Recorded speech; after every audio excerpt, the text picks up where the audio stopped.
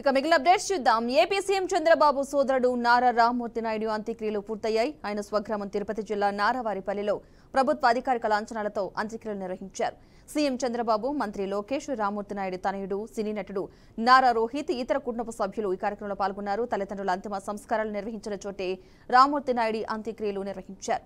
అంతకుముందు పలువురు ప్రముఖులు రామ్మూర్తి నాయుడి పార్థివ దేహానికి నివాళులర్పించారు. సినీ నటుడు మోహన్ బాబు, పలువురు ఎమ్మెల్యేలు, ప్రజాప్రతినిధులు, స్థానికులు నివాళులర్పించారు. ఎమ్మెల్యేగా, టీడీపీ నేతగా రామ్మూర్తి నాయుడు సేవలను కొనియాడారు. ఇక ఇదే అంశానికి సంబంధించిన పూర్తి సమాచారాన్ని మా ప్రతినిధి గోపి అందిస్తారు. గోపి, పద్మ నిన్న 12 గంటల 40 నిమిషాలకు ఏఐజీ ఆసుపత్రిలో చికిత్స పొందుతూ మృతి చెందినటువంటి చంద్రగిరి మాజీ ఎమ్మెల్యే, ప్రస్తుత సీఎం చంద్రబాబు సోదరుడు నారా రామ్మూర్తి నాయుడు దహన క్రియలు ఎట్టకేలకు సాయంత్రం 4 గంటల సమయంలో పూర్తయ్యాయి. సొంత గ్రామం అయినటువంటి నారావారిపల్లిలో ఇవాళ ఉదయం 8 గంటలకు ఆయన పార్థివ దేహాన్ని తీసుకొచ్చినటువంటి చంద్రబాబు కుటుంబ సభ్యులు ఆయన ఉదయం నుంచి కూడా అంటే ప్రధానంగా అంటే ఇక్కడ చిత్తూరు జిల్లాకు సంబంధించి చాలా మంది ఆయన చూడడానికి, కడసూపు చూడడానికి పెద్ద ఎత్తున రావడం జరిగింది.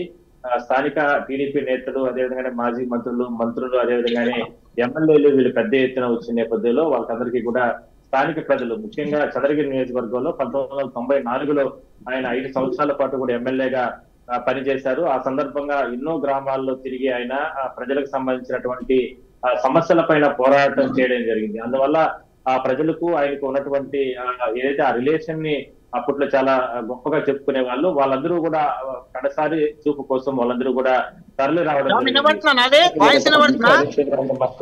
అదేవిధంగా పెద్ద స్థాయిలో నివాళులు అర్పించారు. ఉదయం 8 గంటల నుంచి కూడా దాదాపుగా మధ్యాహ్నం 12 గంటల